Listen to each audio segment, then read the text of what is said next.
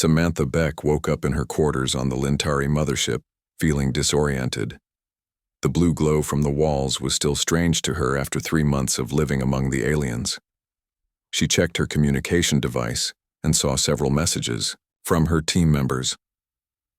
They were adapting well to life among the Lintari, though each faced unique challenges. Diane, the xenobiologist, was the most excited, spending every waking moment with the Lintari scientists studying their biology. The genetic exchange program was moving forward faster than anyone had expected. Earth had agreed to provide genetic samples in exchange for technology that could solve the climate crisis. Samantha dressed quickly in her new uniform, a blend of Earth and Lintari design. The fabric responded to her body temperature, adjusting to keep her comfortable. She still missed her old clothes sometimes, but had to admit the alien technology was superior. A soft chime indicated someone at her door. Enter, she called. Ziri ducked through the doorway, her 7-foot frame too tall for human-sized openings. Despite their physical differences, Samantha had grown fond of the third commander, who had become her main liaison with the Lintari leadership. "We have news," Ziri said, her 4 yellow eyes blinking in sequence. "Our deep space sensors have detected Vorax movement. They have not discovered our position yet, but they are expanding their search pattern." Samantha felt a chill. The brief encounter with the Vorax ships 3 months ago had been enough to convince Earth leadership that the threat was real. The temporary alliance with the Lintari had become permanent out of necessity. "How much time do we have?" she asked. "Perhaps 1 of your months," Ziri replied. "Our cloaking technology keeps this ship hidden, but we cannot remain here indefinitely.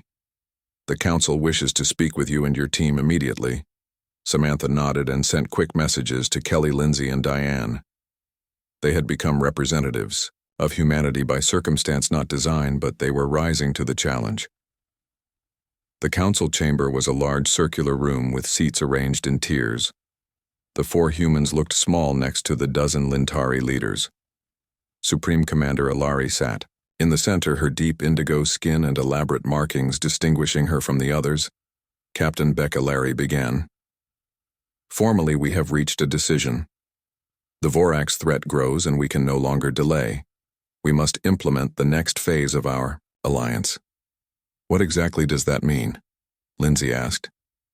Her engineering mind always looked for specifics.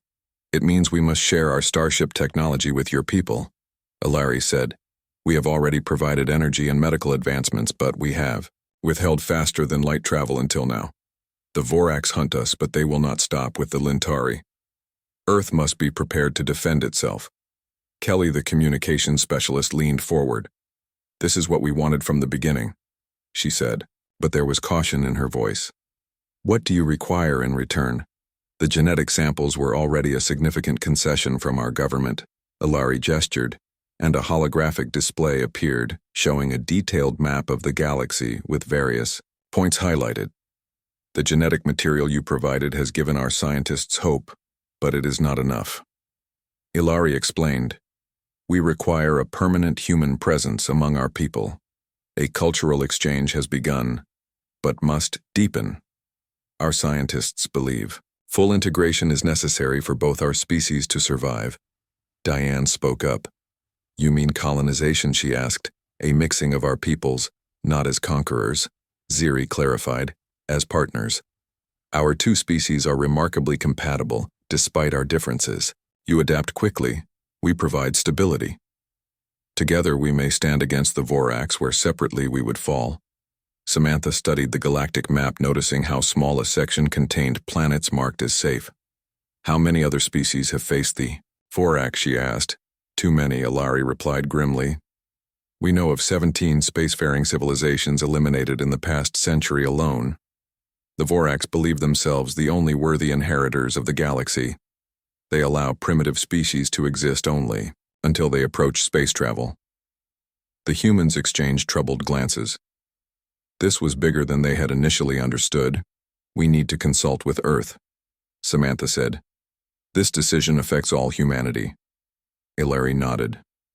"We anticipated this. A delegation of Lintari will accompany you to Earth to address your leaders directly. The time for secrecy has passed. Your people must understand what awaits among the stars, both the wonders and the dangers. 1 week later, Samantha stood on the bridge of a smaller, Lintari vessel approaching Earth. The blue-green planet looked peaceful from orbit, showing no signs of the political turmoil their mission had created. Some Earth factions welcomed the alien alliance, while others feared it was the first step toward surrender. Ziri joined her at the viewport. Her blue skin reflected the light from Earth, making her appear to glow slightly. "Your world is beautiful," she said. "We had forgotten what it meant to have a true homeworld. Our people have lived on ships and artificial habitats for generations." "You never mentioned that before," Samantha said. "There is much we have not shared," Ziri admitted. "Not from deception, but because understanding comes slowly between different minds. What seems important to us may seem trivial to you. We are still learning how your people think." Their conversation was interrupted as Kelly entered the bridge. "We have clearance to land," she announced. "The United Earth Council has agreed to meet with the Lintari delegation. They request that we land at the International Spaceport in Geneva." Ziri made a gesture of acknowledgement. The descent was smooth, the alien technology compensating for Earth's gravity and atmosphere. The Lintari ship attracted enormous attention as it landed, crowds of humans gathering at safe distances to witness the historic moment. When the delegation disembarked, Samantha felt strange being back on Earth. The slightly stronger gravity, the familiar smell of the air, the blue sky overhead all reminded her of how far she had traveled, not just in distance but in understanding. The council meeting was tense. 80 representatives from Earth's nations gathered in the grand chamber with security personnel lining the walls. The Lintari delegation, led by Ilari, stood calmly, their height and blue skin making them impossible to ignore. Ilari spoke eloquently, explaining the Vorax threat, showing evidence of their destructive capabilities, and outlining the proposed alliance. The room remained silent when she finished processing the implications. The council leader rose to address Ilari. "We appreciate your candor," she said, "but what you propose is unprecedented. Humanity has only just confirmed we are not alone in the universe. Now you ask us to commit to a permanent alliance sharing our planet and our future. It is not just your future." Supreme Commander Ilari replied, "Without this alliance, neither of our species may have one." The debate continued for hours. Some council members argued for caution while others pushed for immediate acceptance of the Lintari proposal. Samantha and her team provided testimony about their experiences, answering countless questions about the aliens' intentions and capabilities. When the council finally called for a recess, Samantha stepped outside, needing fresh air. She found Diane already there, looking up at the stars now visible in the night sky. "Strange, isn't it?" Diane said. "After being out there, the sky will never look the same." Samantha nodded. "We can't go back to thinking we're alone."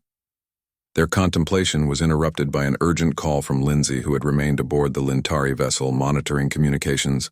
"Samantha, we're picking up something strange," she said, her voice tense. Multiple objects just appeared, at the edge of the solar system, moving fast toward Earth. The Lintari systems identify them as Vorax scouts. Samantha rushed back inside the council chamber with Diane, her heart pounding. The peaceful diplomatic discussion was about to become a crisis. Ziri and Ilari were already receiving updates through their communication devices, their postures shifting. From diplomatic to alert, Supreme Commander Ilari turned to address the council, her voice urgent. "We have detected Vorax scout ships entering your solar system," she announced. "They will reach Earth orbit within 6 hours. The room erupted in chaos. Council members shouting questions and demands. Security personnel moved closer to the alien delegation, unsure if they were a threat or allies. The council leader banged her gavel, repeatedly calling for order. "How did they find us?" she demanded. "Are they following you?" Ziri stepped forward. "It is possible they tracked our ship's energy signature," she admitted. "We took precautions, but the Vorax hunting technology is advanced. They may have been watching Earth since our first contact, waiting for confirmation that our species were forming an alliance. How many ships? Samantha asked, keeping her voice steady despite her fear. 5 scout vessels.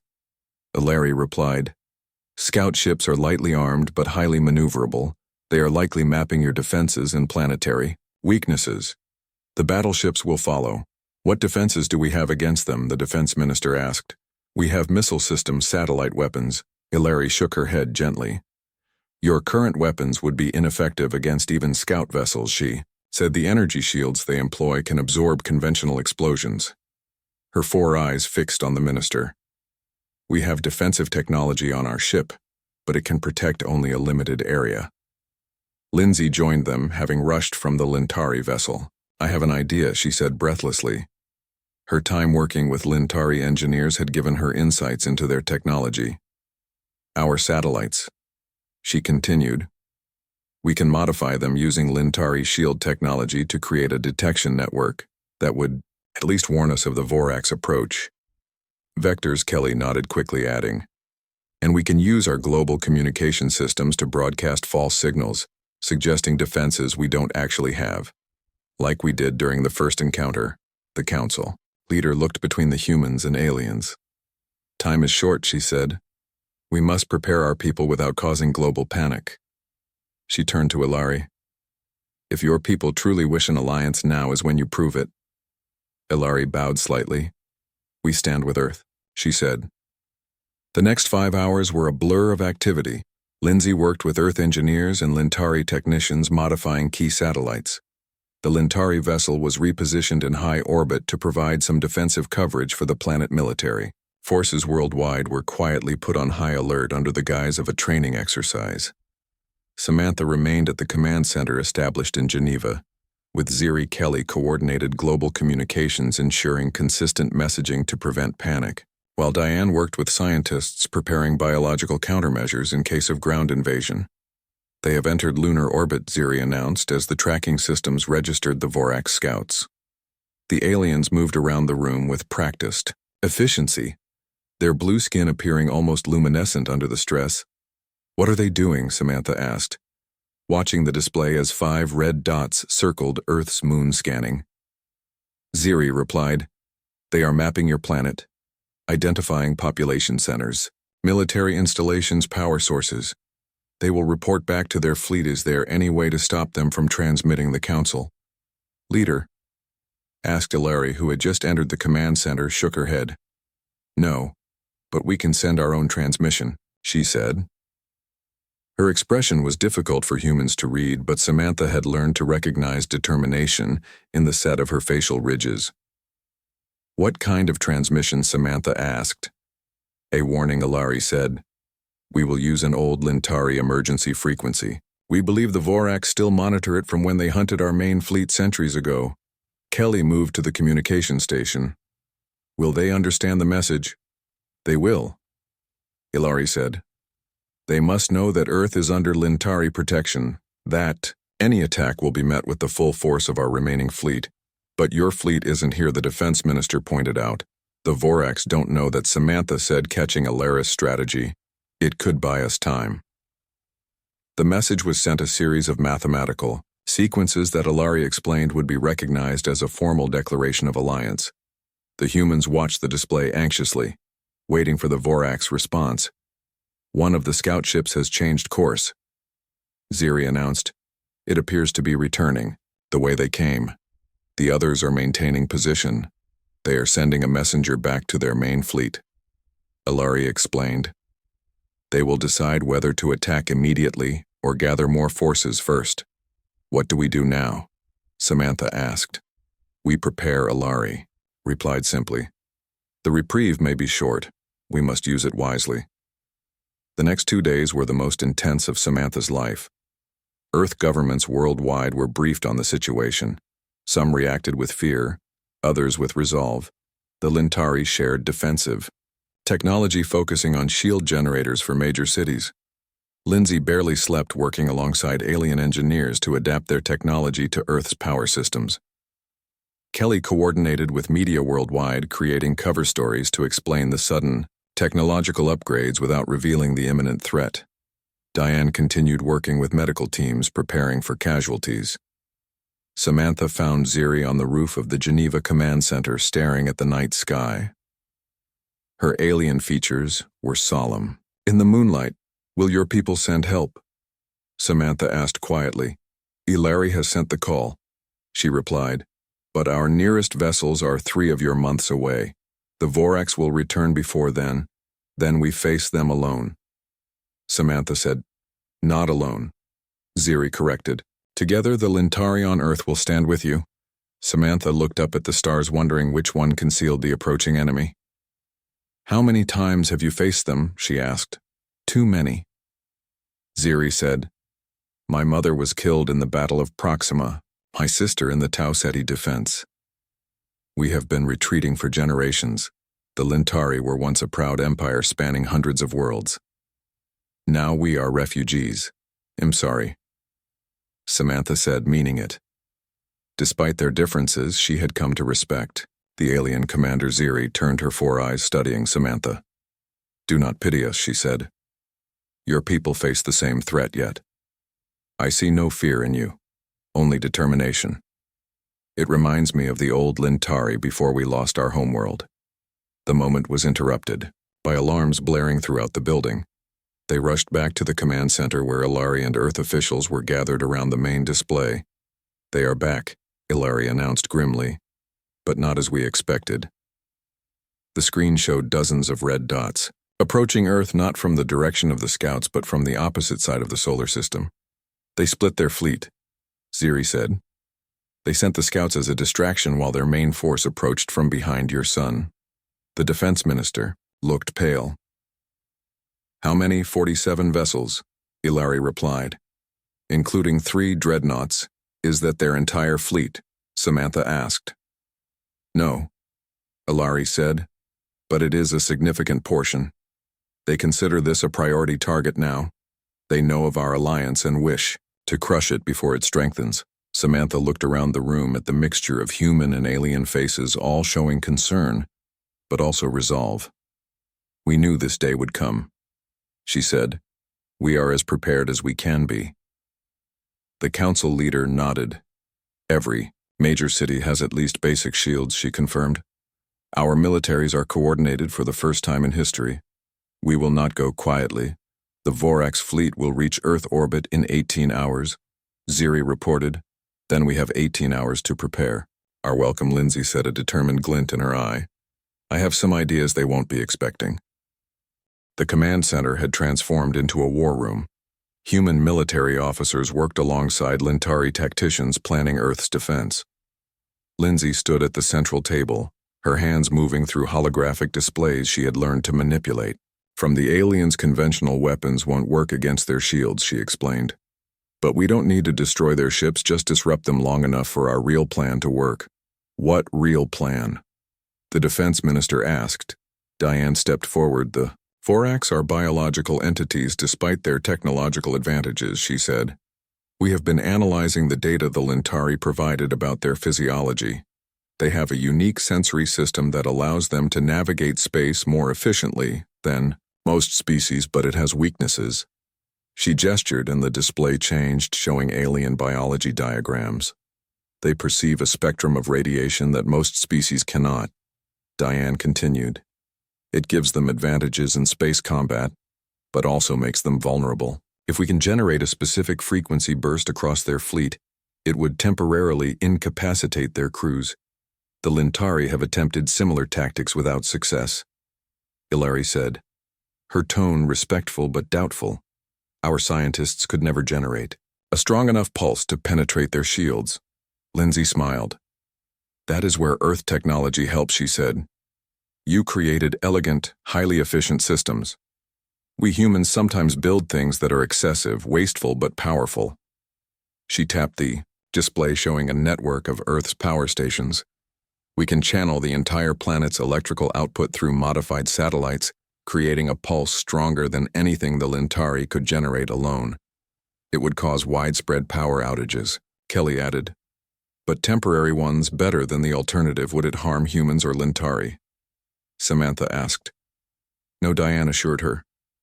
"Our sensory systems don't perceive that spectrum. How long would it incapacitate them?" Ilari asked, her interest clearly growing. Minutes. At most, Diane admitted. But that gives us the window for Phase 2. Phase 2.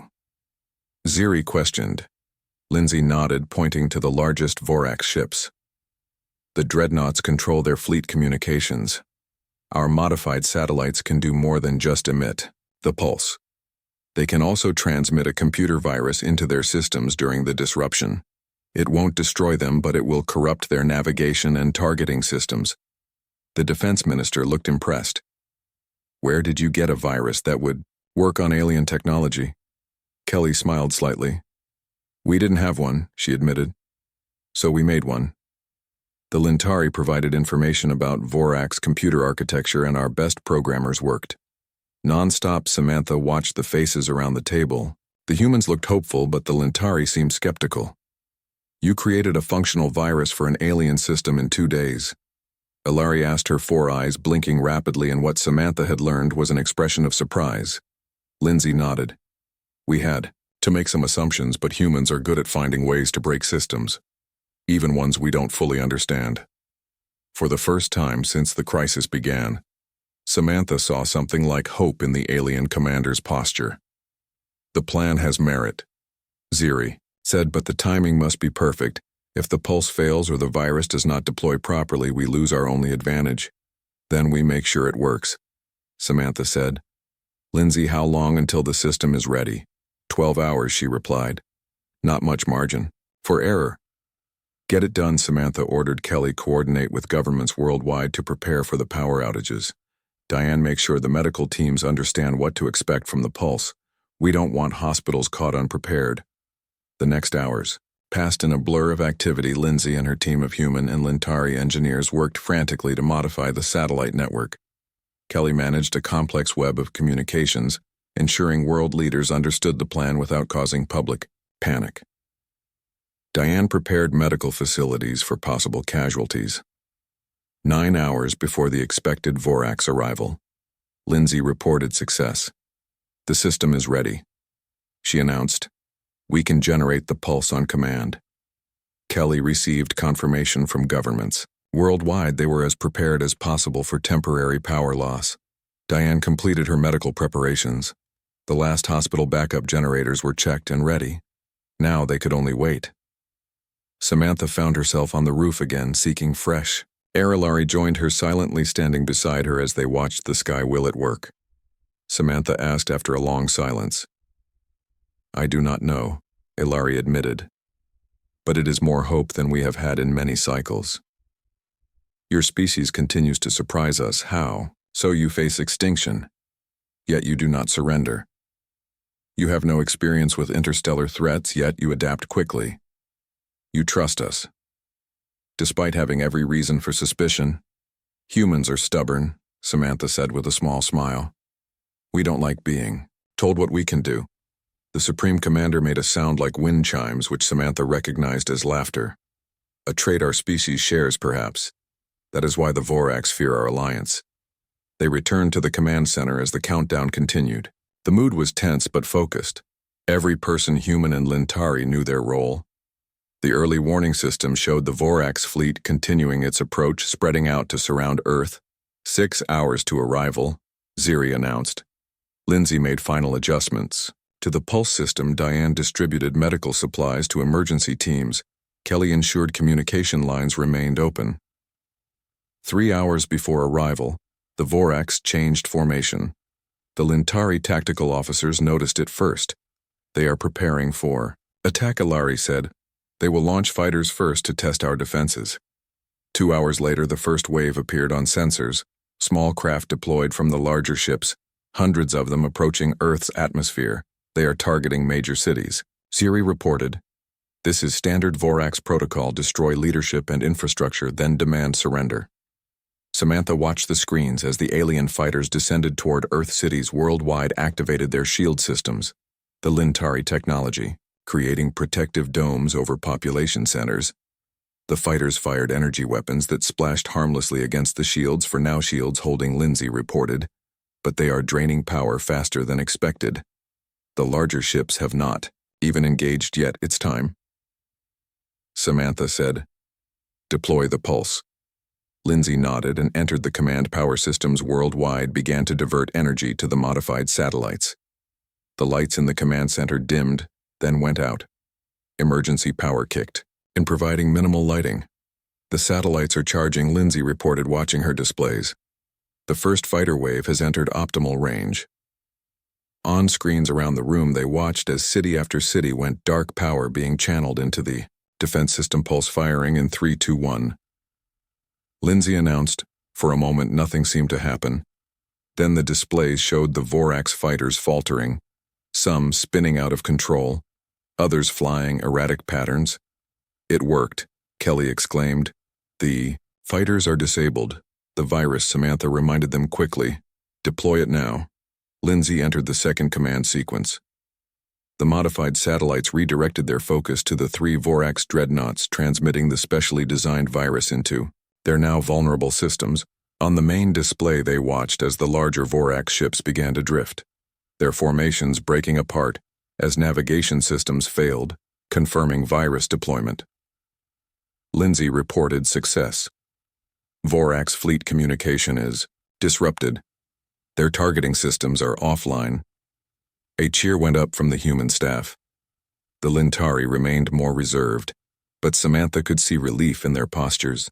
Do not celebrate, yet Alari warned. The effect is temporary. They will recover, and they will be angry. How long do we have? Samantha asked. Perhaps 30 minutes, Ziri estimated, before their crews recover and their systems purge the virus. 30 minutes, Samantha repeated. Then we need to use that time. She turned to the defense minister. Deploy our missiles now. While their shields are fluctuating, conventional weapons, Alari questioned, we're not trying to destroy them. Samantha explained. Just damage as many as possible. Make them think twice about continuing this attack. The order went out. Military bases worldwide launched missiles at the disabled Vorax ships. The explosions in orbit were visible even from the ground, as dozens of alien vessels sustained damage. 20 minutes after the pulse, the first Vorax ships began to recover, their movements becoming coordinated once more. But nearly a third of their fleet had suffered significant damage. They are regrouping, Ziri announced.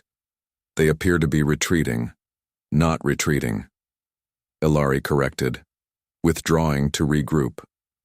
The Vorax do not admit defeat easily, whatever their intention. Samantha said, we have won the first battle. She looked around at the mixed team of humans and aliens who had made it possible. This is just the beginning, she added. But we have shown them, we will not be easy prey. 3 weeks after the first Vorax attack, Earth had changed forever. Power systems had been restored, but cities now featured alien shield generators on major buildings.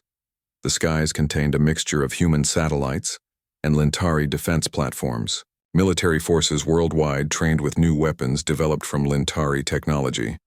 Samantha stood in the new United Earth Defense Command headquarters established in the Rocky Mountains. A massive underground facility had been rapidly converted to house the Joint Human Lintari Defense Force. Diane Kelly and Lindsay had become department heads managing teams of specialists from both species. Ilari entered the central command room, her tall form, now a familiar sight to the human staff. They had grown accustomed to the blue-skinned aliens working alongside them. The Vorax have been detected at the edge of the Kuiper Belt, Ilari announced. They have returned as expected, but with a larger fleet. How many ships? Samantha asked. Nearly 200, Ziri replied, joining them. The 3 damaged dreadnoughts have been repaired and they have brought 2 more. They are gathering their forces carefully. This time, Lindsay looked up from her workstation. They learned from their mistakes, she said. They won't underestimate us again. Kelly frowned, studying the tactical display. Why wait at the edge of the solar system, she asked. They could attack immediately. They are being cautious.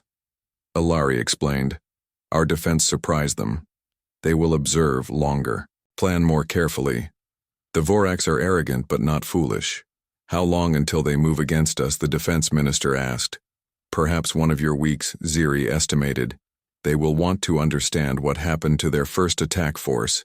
That gives us time to prepare. Samantha said. She turned to Lindsay. How are the planetary defenses coming? We've improved the shield technology, Lindsay replied.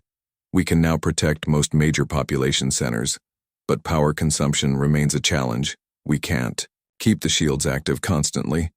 Diane spoke up. The biological countermeasures are progressing too. She added, we are developing more targeted versions of the pulse that would affect Vorax physiology without disrupting electrical systems, and the fleet, Kelly asked. Turning to Alari, 6 Lintari vessels have arrived in the past week. The Supreme Commander replied, more are coming, but many were damaged in previous encounters with the Vorax. They require repairs before they can make the journey. Not enough to face 200 ships, Samantha said quietly. No, Alari agreed. But combined with your orbital platforms and the ground-based defenses we have established, we can make conquest costly for them. The defense minister nodded grimly. A fighting chance, she said. That is more than we had a month ago. Samantha studied the star chart showing the approaching Vorax fleet. They still didn't fully understand why the aliens were so determined to eliminate both humans and Lintari. Why expend such resources to destroy them? Why do they hate us so much? She asked Alari. There must be more than simple xenophobia. Alari was quiet for a moment. Her 4 eyes focused on distant memory. The Vorax believed themselves to be the first sentient species in the galaxy, she finally said. According to their religion, their gods created them to rule all others.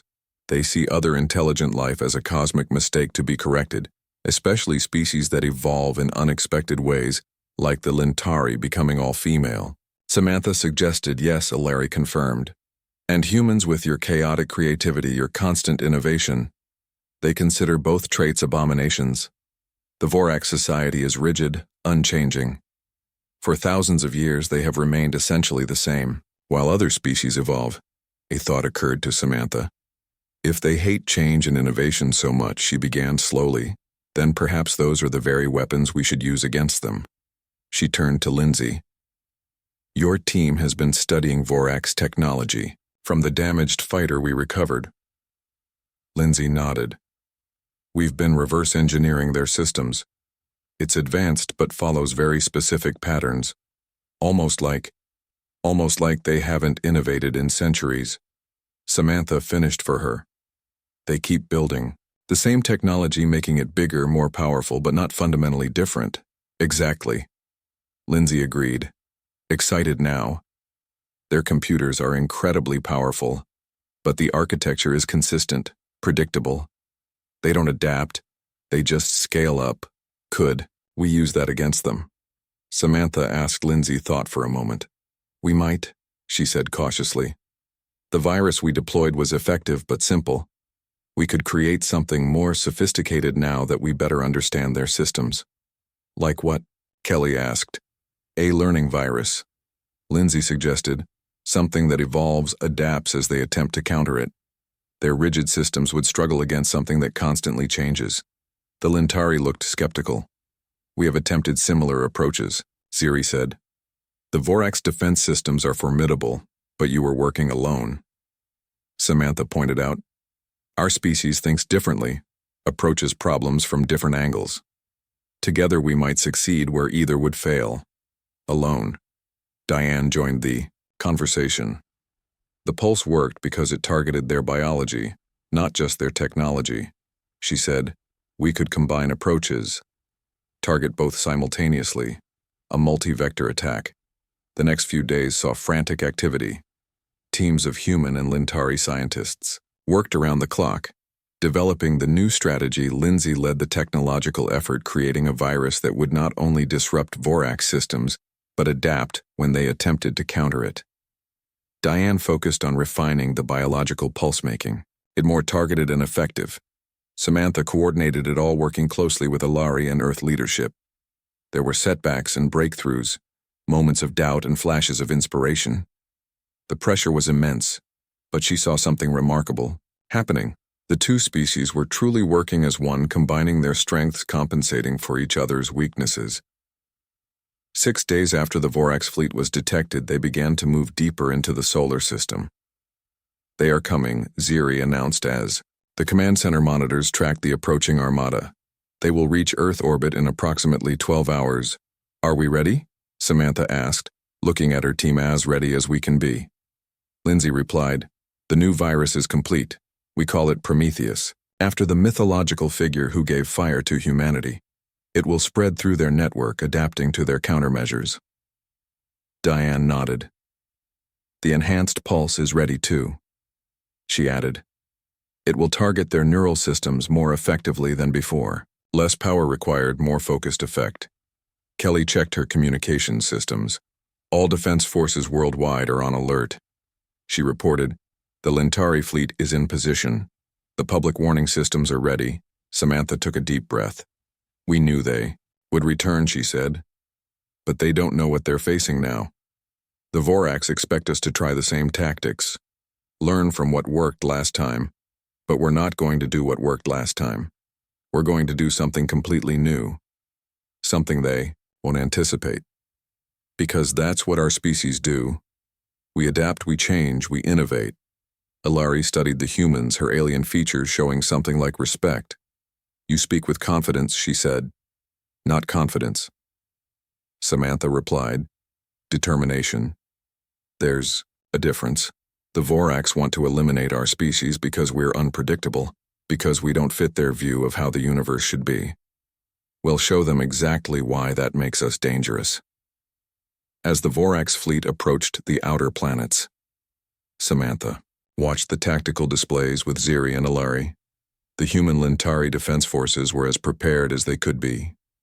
Now they would see if it was enough. The first wave is approaching Mars orbit. Ziri reported deploy Phase 1. Samantha ordered throughout. The solar system hidden platforms activated, sending targeted electromagnetic pulses toward the advancing fleet. The pulses were precisely calibrated to affect Vorax neural systems, causing disorientation and confusion without completely incapacitating them. Status? Samantha asked. Phase 1. Partially effective, Diane reported. The leading vessels show signs of crew disorientation. But the dreadnoughts appear to be shielded. Deploy Phase 2. Samantha ordered. Lindsay activated the Prometheus virus. Multiple transmission sources throughout the system targeted the Vorax fleet, especially the dreadnoughts. The virus was designed to infiltrate their systems, gradually avoiding detection, inserting itself into multiple subsystems before activating. Now we wait, Lindsay said. The Vorax fleet continued its approach, though at a slower pace than anticipated. The leading vessel's movements were erratic, suggesting the pulse was having some effect, but the main force, including the dreadnoughts, maintained formation. They are adapting to the pulse, Diane said. Faster than we expected. Activate the virus. Samantha ordered. Lindsay nodded and sent the command. The effect was not immediately visible, but soon reports began coming in from the monitoring stations. Vorax communication. Signals are becoming erratic, Ziri reported. Some vessels appear to be receiving incorrect navigation data. Is it working? Kelly asked. Yes, Lindsay confirmed, but not as quickly as we hoped. Their systems are more isolated than we anticipated. The virus is spreading, but slowly. The fleet is still approaching. Ilari noted. They will reach Earth orbit in approximately 4 hours. Then we proceed with Phase 3, Samantha said. She turned to the defense minister.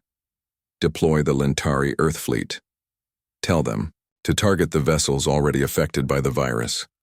The rest of us will continue refining our approach.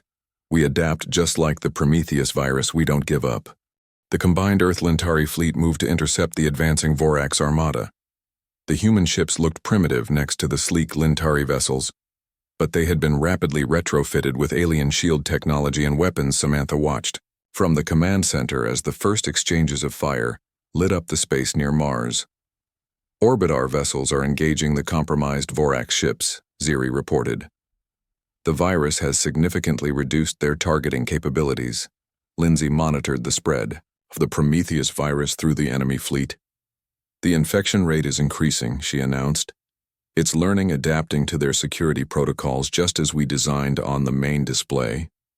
They could see the massive Vorax dreadnoughts advancing steadily toward Earth. Behind them, dozens of smaller vessels moved in formation, some now breaking away to engage the defending fleet. The dreadnoughts are still coming, Ilari observed. They appear unaffected. We need to concentrate our efforts, Samantha decided. Target all pulse emitters on the lead dreadnought. Diane, can we increase the intensity? Yes, Diane said, but it will drain power reserves faster. We might not get a second attempt. Make it happen, Samantha ordered. We need to disrupt their command structure. Defense team worked quickly, redirecting the neural pulse emitters throughout the solar system, focusing their energy on the lead. Vorax dreadnought power systems across Earth fluctuated as energy was diverted to the effort pulse firing at maximum intensity. Diane reported, for several tense minutes nothing seemed to happen. The dreadnought continued its advance. Then almost imperceptibly its course began to waver. We're registering unusual energy fluctuations from the target, Ziri announced. They appear to be experiencing system failures. The virus, Kelly asked, looking at Lindsay. No, Lindsay replied, studying her readings. This is different. Their power core is becoming unstable. Something about the interaction between the pulse and their systems is creating a cascading failure. On the tactical display, the lead dreadnought began to fall behind the rest of the fleet, its movement becoming increasingly erratic. They are attempting to stabilize, Ilari said, watching the Vorax communications she could intercept. But the failure is spreading. The humans and Lintari watched in stunned silence as the massive Vorax flagship began to break apart. Energy discharges rippled along its hull. The vessels nearest to it attempted to move away, some successfully, others caught in the growing energy storm. The dreadnought is going critical. Ziri warned, brace for shockwave. The explosion was visible even from Earth, appearing as a new bright star in the sky. For a brief moment, the shockwave rippled through the Vorax fleet, damaging dozens of nearby vessels. The command center erupted in cheers, but Samantha remained focused. Status of the remaining fleet, she asked. Significant damage to approximately 20% of their forces. Ziri reported. They are regrouping. The remaining dreadnoughts have halted their advance. The virus, Samantha asked, turning to Lindsay. Spreading faster now, she replied. The destruction of the flagship created network disruptions they weren't prepared for. Prometheus is exploiting the gaps. For the first time since the crisis began, Samantha allowed herself to feel a glimmer of hope. We hurt them, she said. They didn't expect that. The Vorax are receiving new commands, Ilari announced, monitoring their communications. The remaining dreadnoughts are withdrawing. Their forward elements are providing covering fire. They're retreating, Kelly asked in disbelief. Tactical withdrawal. Ilari corrected. They will return. But this is significant. The Vorax rarely retreat. They consider it shameful. Why now? Samantha wondered what changed. The loss of a dreadnought, Ziri said. Such vessels are rare, precious to them. They contain their eldest, most revered commanders. The psychological impact would be substantial. Diane looked thoughtful. I wonder. She began. If we accidentally discovered a weakness, their rigid hierarchical structure, their resistance to change. What if that's not just cultural but biological? Evolutionary. What do you mean? Lindsay asked. The Vorax evolved as a hive species. Diane explained. According to Lintari records, they maintain strong connections to their leaders. Their society reflects their biology. What if disrupting that connection creates more than just tactical problems? What if it creates existential ones? An interesting theory, Ilari said. But speculation for another time. Now we must press our advantage while they regroup. Samantha nodded. Direct the fleet to harass their withdrawal, she ordered, but avoid direct engagement with the dreadnoughts. Keep the pressure on the already damaged vessels. The battle continued for several more hours, but the outcome was increasingly clear. The Vorax withdrawal had become a retreat, their formations breaking down as more ships succumbed to the virus or fell to the combined Earth-Lintari fleet. The remaining dreadnoughts accelerated away from Earth, taking the least damaged escort vessels with them. Final status, Samantha requested as the last Vorax ships left sensor range. 47 enemy vessels destroyed. Ziri reported. 32 significantly damaged. The remainder have withdrawn beyond the orbit of Jupiter. They appear to be regrouping near Saturn casualties, Samantha asked, dreading the answer. 3. Lintari vessels lost. Siri said, her voice solemn. 2 human ships, destroyed. Several others, damaged. The orbital defense platforms around Mars were destroyed. But Earth remains untouched. The command center was oddly quiet. Despite the victory, everyone understood the cost. And everyone knew this was not the end. We hurt them, Lindsay said. But we didn't defeat them. No, Ilari agreed. But we have shown them something they have not faced in centuries. Effective resistance. Their losses today were greater than in their last 10 campaigns combined according to our records. That will give even the Vorax pause. What happens now, Kelly asked. The question everyone was thinking. They will analyze what happened. Ilari said. They will adapt. Their next attack will attempt to counter our methods. Then we'll need to create new methods, Samantha said. That is our strength, isn't it? Adaptation, innovation. I doubt this was their entire fleet. It was not, Ziri confirmed. Perhaps a quarter of their total forces. Then we use the time they've given us. Samantha said, we improve our defenses, develop new weapons, train our people. She looked around at the mixed team of humans and Lintari. We continue becoming stronger together. In the weeks that followed the victory over the Vorax, Earth changed rapidly. Lintari technology became integrated into human society. Faster than light travel went from theoretical to practical. As the first human Lintari hybrid ships were constructed, defense systems expanded throughout the solar system. The alliance deepened as more Lintari arrived, bringing knowledge, resources, and hope. Samantha found herself promoted to Admiral of the new United Earth Lintari Defense Force, the first truly interspecies military organization in human history. Diane Kelly and Lindsay each led critical departments combining the best of both species, science and innovation. 6 months after the battle, Samantha stood with Ilari on the observation deck of the new orbital shipyard, watching as the first true battleship of the Alliance took shape. Massive yet elegant, it incorporated technologies neither species would have developed alone. Do you think they will return? Samantha asked, gazing at the stars. Yes. Ilari replied honestly. They must. Their entire belief system requires our elimination, but they will be cautious now. They will gather more forces, study our defenses, prepare more thoroughly. It may be years, then we have years to prepare, Samantha said.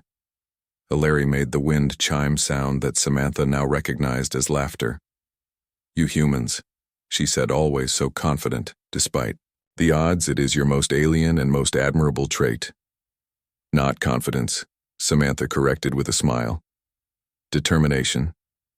There is a difference. A signal came through on Samantha's communication device. She checked it, her expression growing serious. What is it? Ilari asked. A transmission, she replied. From beyond the heliopause. A new ship approaching, but not Vorax Lintari reinforcements. Ilari suggested no. Samantha said. The signal pattern is unlike anything we've seen before. She looked up at her alien friend. It seems we are not the only ones who noticed the Vorax withdrawal. Ilari's 4 eyes widened. Another species. Samantha nodded. The universe just got more interesting, she said. And perhaps we just found more allies in our fight. As they hurried back to the command center to analyze the new signal, Samantha felt a strange mix of apprehension and hope. The stars had once seemed so distant. Now they were the new frontier, not just for humans or Lintari, but for their united people facing a dangerous universe together. The adventure was just beginning.